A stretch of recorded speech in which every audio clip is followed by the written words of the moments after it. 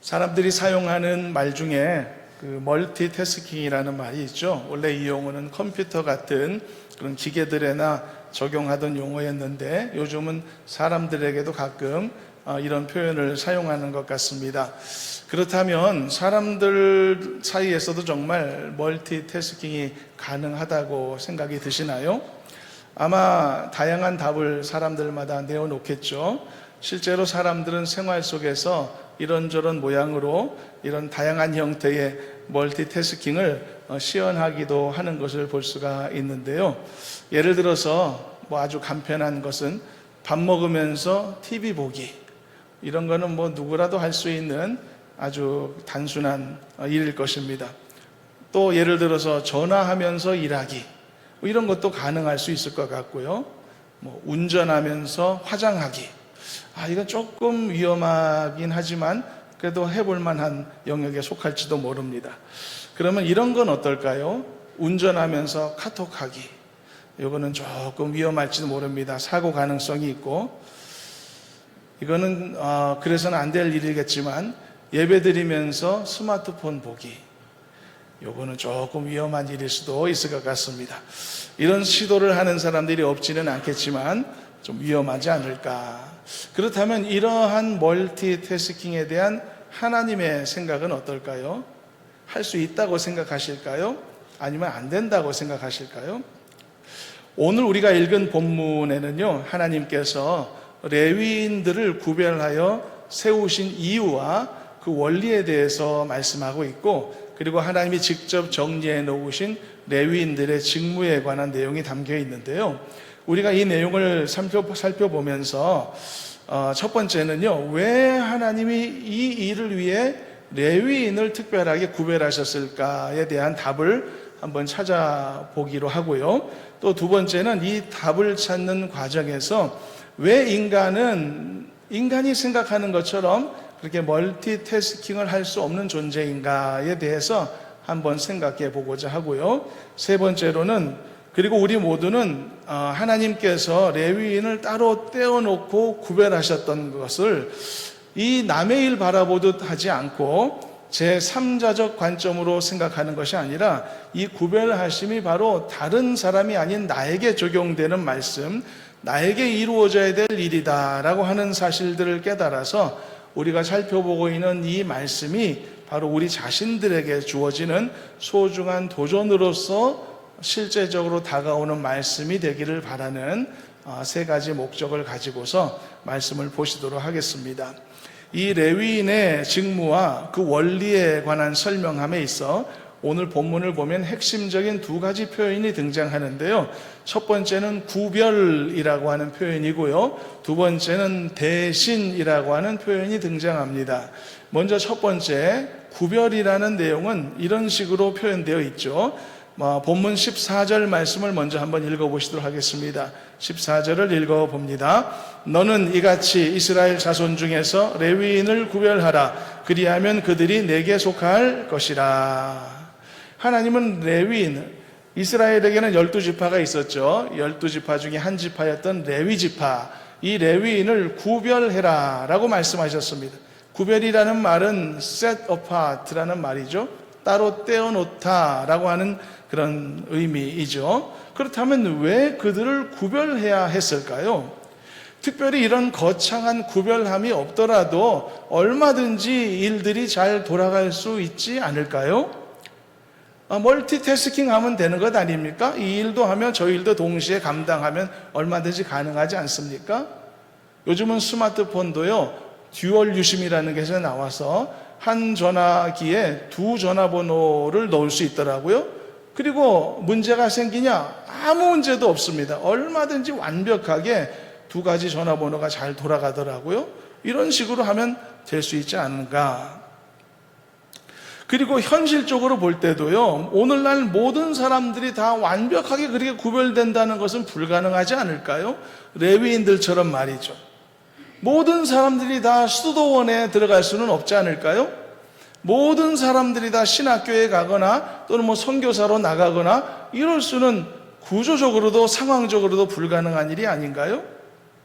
여러분, 물론 그렇습니다.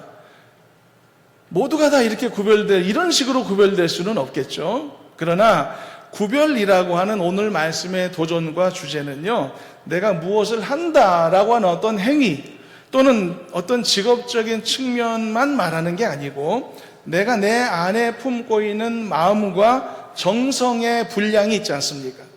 또는 제한된 삶의 에너지의 총량이라는 것이 있지 않습니까?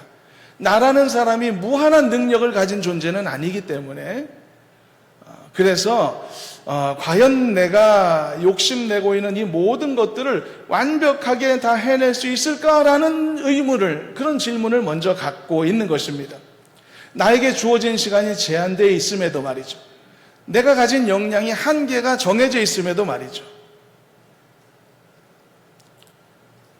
그런데 우리는 할 수 있다는 생각들을 갖지만, 그러나 하나님은 이 부분에서 분명하게 말씀하신다는 말이죠.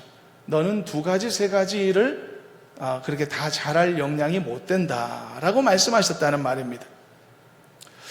그래서 여러분, 이 세상에는요, 내가 얼마든지 할 수 있고 할 수 있는 능력도 있지만 하나님이 기뻐하지 않으시기 때문에 하지 말아야 될 일이 있습니다.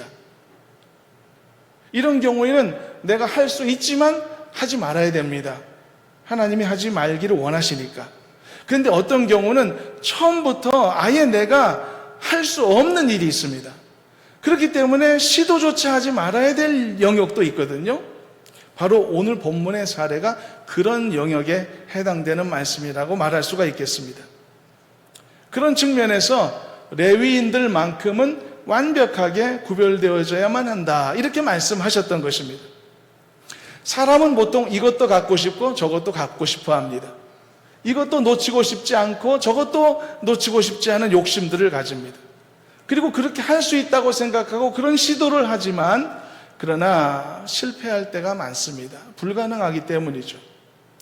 구별되지 않고서도 다 잘할 수 있다는 생각은 큰 착각입니다. 예수님도 말씀하셨죠. 한 사람이 2 주인을 섬길 수는 없다라고 말입니다. 없다라고 단정하셨습니다. 그렇다면 이 말씀을 존중해야겠죠. 그리고 내 생각은 할 수 있을 것 같은데 하지만, 그러나 우리 생각을 달리 생각해 봐야 되겠죠. 할 수 없다고 하셨으니까. 바로 이런 원리로서 사람은 하나님과 재물을 겸하여 섬길 수 없다라고 말씀도 나왔던 것이고요. 그래서 그런 원리 때문에 하나님은요, 저 옛날 예배드리는 일, 오늘날로 말하면 이 거룩하고 경건한 일을 담당하는 일, 그 성막의 일을 감당할 자로 레위인들을 그렇게 구별해 놓으라고 말씀하셨던 것입니다. 사람은 동시에 감당하는 2-3가지 일들 중에 어느 것 하나도 내가 할 수 있는 최선의 노력을 다 쏟을 수는 없습니다. 왜냐하면 나의 역량은 총량의 법칙 안에 제한이 되어 있기 때문이죠. 그렇기 때문에 여러분, 내가 2-3가지 일을 동시에 펼쳐놨다. 그런데 그 일을 전부 다 최선을 다할 수는 없기 때문에, 그래서 그것으로 인하여 갖게 된 나의 삶의 결과물들은 최선의 산물은 아닌 것이죠. 그렇지 않겠습니까? 그런데 문제는 최선의 결과물이 아니라면 과연 하나님 앞에 당당하게 올려드릴 수 있을까요? 거기서 문제가 생기는 것입니다. 언제나 하나님께는 최선의 것을 드려야만 하는 것입니다. 그렇지 않으면 하나님 앞에 합당한 것이 될 수가 없기 때문이죠. 그래서 하나님은 제물을 드릴 때도 흠없는 것으로, 가장 좋은 것으로 드려야 한다고 하셨던 것이고, 그렇지 않으면 받지 않으신다고 하셨던 것이고, 이처럼 최선의 것이 아니라면 하나님 앞에 합당치 않은 것이 분명합니다. 그런 의미에서 하나님 앞에 제물처럼 드려져야 했던 레위인들 역시 흠없는 제물로서 이렇게 완벽하게 온전하게 set apart, 구별되어져야만 했다는 이야기입니다. 그러니까 레위인들은 요즘 표현으로 하면 파트타임 잡이 아니라 풀타임 잡으로 구별되어서 오직 하나님 섬기는 일에만 집중되도록 해야 했다는 이야기인 것이죠. 그리고 이런 하나님의 결정은 인간의 능력과 한계를 정확히 알고서 그것을 고려하심 안에서 내려진 가장 적합한 조치였다는 사실들을 말씀하는 것입니다. 그렇다면 이것이 레위인들만의 도전일까요? 우리는 이 도전을 그렇게만 보지 않기로 했습니다.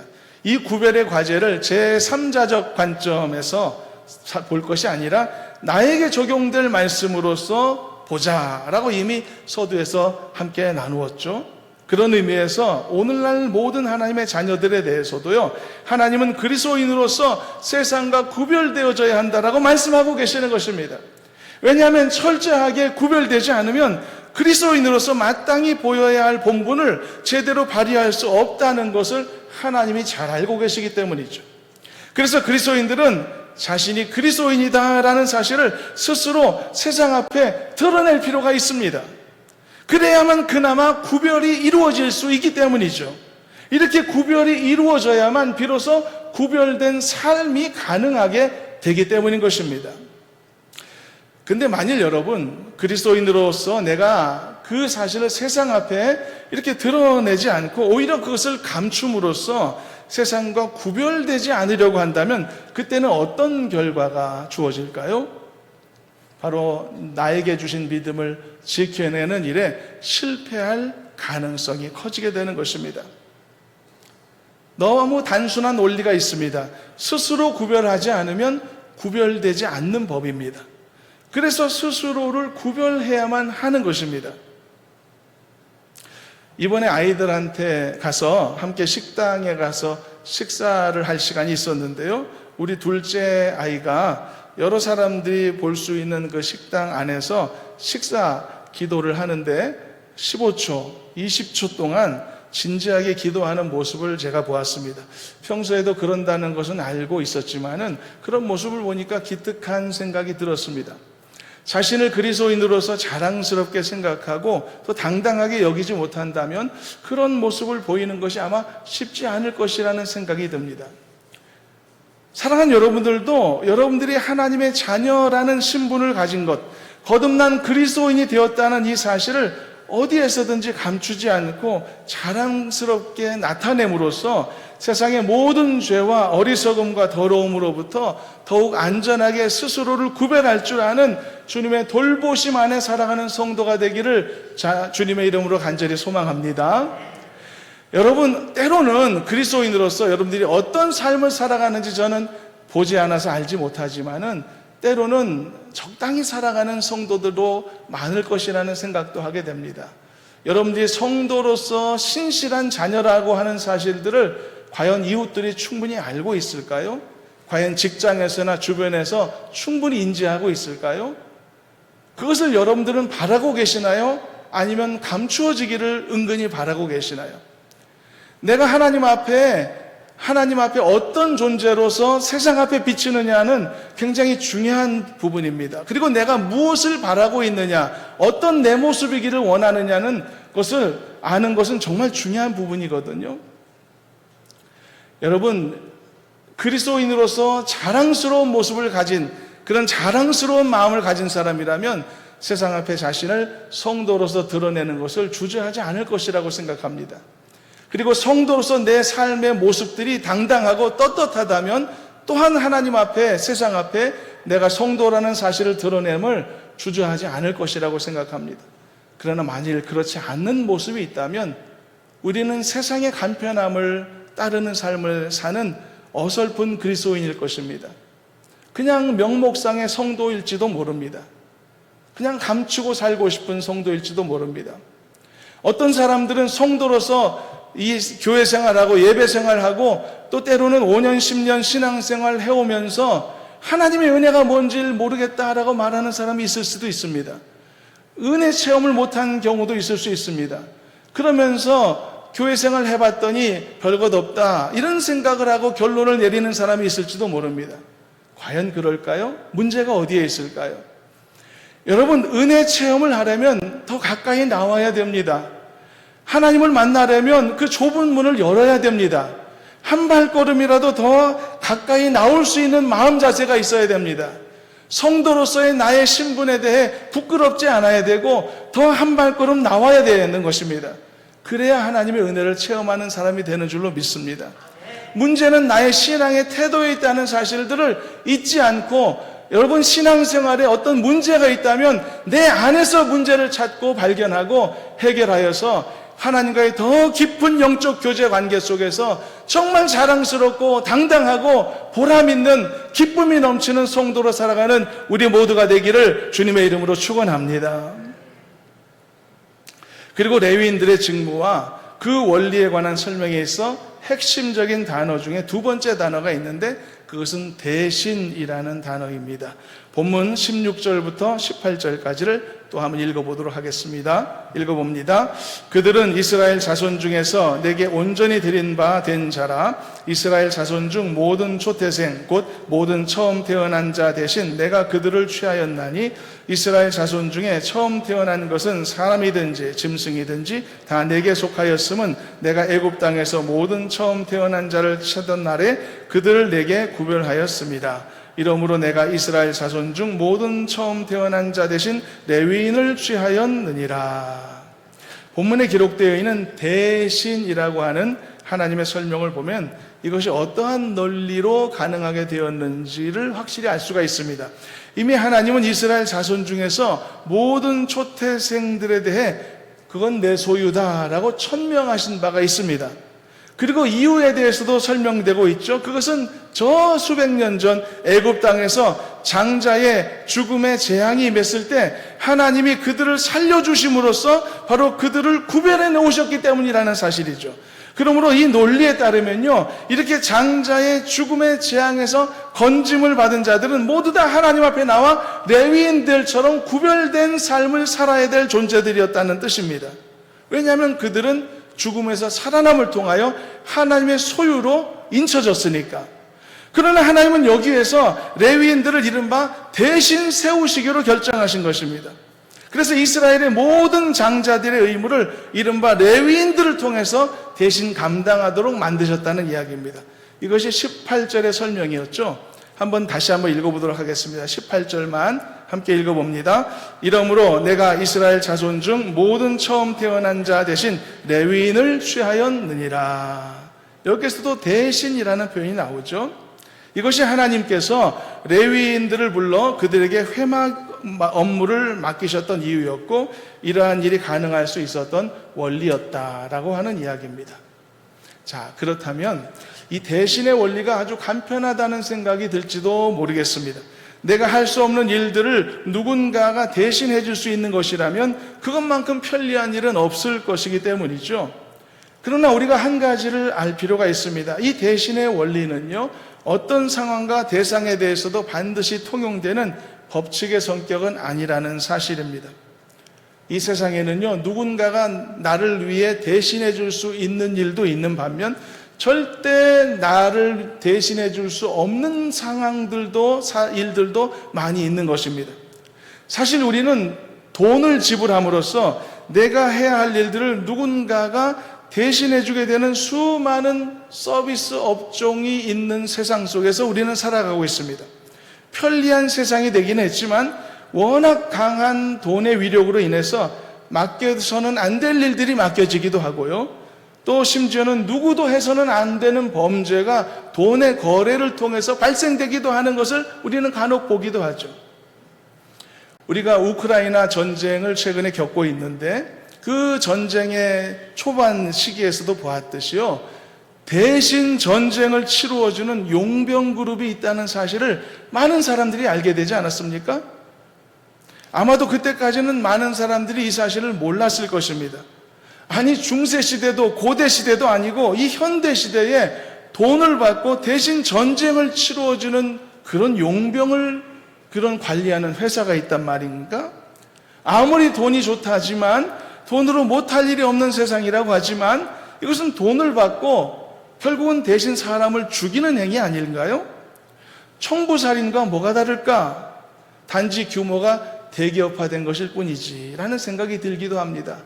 나라와 나라 간의 전쟁이 있는 것은 불가피할 때도 있고 또 용인되는 어떤 부분도 있긴 하지만, 그러나 여기에서 돈을 거래함을 통하여서 용병이 개입된다는 것은 또 다른 차원의 불이함이 아닐까 하는 생각도 듭니다. 물론 여러분, 성경은 기본적으로 화폐나 또는 물물 교환 같은 시스템을 부정하지 않고 있기 때문에 돈으로 어떤 종류의 서비스를 사고 파는 행위가 전부 잘못된 것이라 말할 수는 없습니다. 그러나 이런 물질 만능주의 속에서 돈으로 사고 파는 것이 도가 넘는 수준이 되는 것은 불가한 일이라고 할 수 있겠죠. 사도행전에 나오는 어떤 사람은 성령의 능력조차도 돈으로 사고 팔려는 생각을 하지 않았었습니까? 그러니 인간의 생각을 이 방치해 놓으면은 돈을 주고 구원도 사고 팔 수 있다고 생각할 것이고 죄도 용서받을 수 있다고 생각할 그런 일들이 없지 않을 것이라는 말입니다. 사람의 생각은 이런 식으로도 발전할 수 있습니다. 그래서 저 옛날 중세 시대에 면죄부가 그래서 만들어질 수 있었던 것 아닙니까? 다 선을 넘은 생각들인 것이죠. 그래서 여러분, 사람은 자기가 필요한 모든 것을 그 어떤 것이라도 돈을 주고 대신 살 수 있거나 얻을 수 있다는 이런 잘못된 사고방식을 내려놓을 필요가 있습니다. 그러나 단지 대신이 가능한 경우가 있습니다. 그것은 하나님이 그것을 가능할 수 있도록 허락해 놓으신 경우 가능하다는 이야기입니다. 지금 상황과 같은 것입니다. 이스라엘의 모든 첫 초태생들은 레위인들로 대신할 수 있다라고 하나님이 말씀하셨던 것이죠. 바로 이것이 가능했던 것은 뭐든지 대신될 수 있다는 이 법칙이 있어서 가능했던 것이 아니고 바로 이 상황에서 이것을 허락하신 하나님의 허락하심이 존재했기 때문인 것이죠. 그래서 여러분, 이렇게 하나님의 특별하게 허락하신 대신의 원리의 사례 중에서 가장 대표적인 것이 어떤 것이 있을까요? 바로 예수 그리스도의 십자가의 대속의 원리가 아니겠습니까? 하나님의 아들 예수 그리스도의 십자가의 그 대신 죽으심이 어떻게 인류의 모든 죄악에 대한 대속의 죽음이 될 수 있을까? 어떤 연결고리도 사실상 논리적으로 설명되지가 않습니다. 예수님이 죽으셨는데 왜 내 죄가 용서받죠? 예수님이 죽으셨는데 왜 내가 죄인 되었던 내가 용서받고 천국에 갈 수 있단 말입니까? 논리적 설명이 안 됩니다. 그게 왜 그것을 대신할 수 있단 말이죠? 그러나 이렇게 대신 속죄가 가능할 수 있었던 것은 무슨 법칙이 존재했기 때문이 아니고 바로 예수님의 십자가의 죽으심이 나의 모든 형벌을 대속할 수 있도록 만드시겠다고 하신 하나님의 허락하심이 존재하기 때문인 것입니다. 그래서 이 놀라운 대속의 은혜가 가능할 수 있었던 것입니다. 그래서 여러분, 우리에게 이 대속의 은혜가 주어진 것은 어떤 원칙이나 또는 법칙에 따라 이루어진 당연한 것이 아니고 전적인 하나님의 은혜일 뿐임을 잊지 말아야 할 줄로 믿습니다. 그러면 여러분들이 예수 믿고 거듭나게 되셨다면, 그리고 십자가의 은혜로 죄 용서받은 은혜 속에 살고 계시다면 이 놀라운 기적을 베풀어 주시고 이것이 가능하도록 허락하신 하나님께 감사하는 마음으로 살아야 할 줄로 믿습니다. 이런 감사와 기쁨이 언제나 삶 가운데 넘치는 복된 성도들이 되기를 주님의 이름으로 축원합니다. 이제 이 말씀에 대한 적용이 이루어져야 되겠는데요. 우리가 구약 성경을 볼 때 사실 오늘 어려운 말씀이지만 우리가 보면서 항상 기억해야 될 것은 구약 성경에 나오는 제사 제도라든지 또는 모세, 아론, 제사장 같은 낯선 용어라든지 기름 부음 받은 자들, 구별된 자들, 이런 것들에 대해서 이런 내용들을 바라볼 때 이것이 다른 누군가에 대한 내용이 아니라 바로 우리 자신들에 대한 내용이라는 사실을 깨닫는 것이 중요합니다. 왜냐하면 우리는요, 예수 그리스도의 복음 안에서 이미 하나님의 자녀들이며 왕같은 제사장들로 세움받은 존재들이기 때문이죠. 그래서 본문에 나오는 레위인들에 대한 이 구별의 명령이나 또 그들이 다른 자들을 대신하여 하나님 앞에 나와 섬기게 되었던 이 대신의 원리 또한 특별한 그 누군가에게 주어진 말씀이 아니라 오늘날 우리 자신들에게 주어진 말씀이라는 것을 인정했으면 좋겠습니다. 그래서 여러분들은 하나님의 나라와 그 영광을 세상에 드러낼 수 있도록 거룩하게 구별된 존재들이라는 사실들을 잊지 않았으면 좋겠습니다. 자, 여러분들은 무언가를 대신하여 맡긴 사람들이 아닙니다. 여러분들은 무언가를 대신하여, 그것을 대신하여 맡은 사람들이라는 것을 잊지 않았으면 좋겠습니다. 여러분들의 위치와 여러분들의 신앙적인 정체성을 어디에서 찾아야 될지를 여러분 반드시 분명하게 결정하실 수 있기를 바랍니다. 여러분들은 하나님의 특별한 구별하심에 제외된 사람들이 아닙니다. 레위인을 세워놓고 뭔가를 맡긴 사람들이 아니라는 뜻입니다. 여러분들은 오히려 그 특별한 구별하심에 영광스럽게 포함된 사람들이라는 것을 기억하였으면 좋겠습니다. 그러니까 우리는 다 구별된 레위인들이라는 뜻입니다. 옛날에는 그랬습니다. 지금 우리가 살펴본 구약 성경 시대에는 레위인이 아닌 다른 지파, 11지파 사람들, 그 사람들이 어떻게 했죠? 자신들이 드려야 할 예배, 자신들이 드려야 할 헌신이나 사역, 이 모든 것들을 다 구별된 레위인들에게 다 떠맡겼죠. 그리고 자기의 일들을 대신하도록 했다. 이게 오늘 성경의 말씀이지만 우리는 이 말씀 안에서 자신들의 할 일을 다 그들에게 맡기고 모든 책임에서 자유했던 다른 11지파의 사람들에게서 우리 자신의 정체성을 찾고자 하는 것이 아니고 다른 사람들을 위해서 그들이 해야 될 거룩한 일을 대신 맡아 감당할 수 있도록 정말 귀하고 값지게 구별하심을 입은 과거 레위인들의 그 모습 속에서 오늘날 거룩하게 구별된 임을 입은 우리 같은, 나 같은 그리스도인으로 살아가는 우리 자신의 정체성을 찾자는 이야기인 것입니다. 그러므로 여러분, 세상으로부터 거룩히 구별된 성도 되었음을 잊지 않고 살아가시기를 주님의 이름으로 축원합니다. 세상의 죄악과 더러움으로부터 완벽하게 구별된 하나님의 자녀의 신분을 얻었음을 잊지 마시기를 축원합니다. 그래서 다른 사람이 아닌 바로 여러분들이 오직 한 분 하나님만을 섬기며 이 땅을 살아야 될 성도가 되었다는 사실입니다. 왜냐하면 여러분들이 구별된 사람들이기 때문에, 내가 구별된 존재이기 때문인 것입니다. 그리고 대신의 원리도 마찬가지로 우리에게 주시는 도전의 말씀이 되기를 소망합니다. 나는요, 오직 나 한 사람만 예수 잘 믿고 잘 살다가 구원받으라고 이 축복 주신 존재가 아님을 알아야만 하는 것입니다. 나는 때로는요, 예수 믿어야 될 내 가족을 위해 부르심을 받은 존재인 것입니다. 때로는 예수 믿어야 할 이웃을 위해 부르심을 받은 존재들인 것입니다. 그러므로 나는 그리스도인으로서 이 땅을 살아갈 때 반드시 누군가를 위하여 대신 무언가를 해야 될 사명을 가진 사람들인 것입니다. 누군가를 위해 대신 기도해야 될 사명을 가진 분도 계시고 누군가를 위하여 대신 전도해야 할 사명을 가진 분도 계신 겁니다.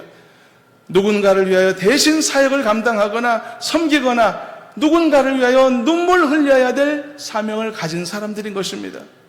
내가 대신 울어줘야 될 사람이 누구일까? 내가 대신 간절히 기도해야 될 사람이 누구일까는 하나님이 여러분들 각자에게 허락하신 삶의 환경 속에서 얼마든지 답을 찾으실 수가 있을 것이라고 생각합니다.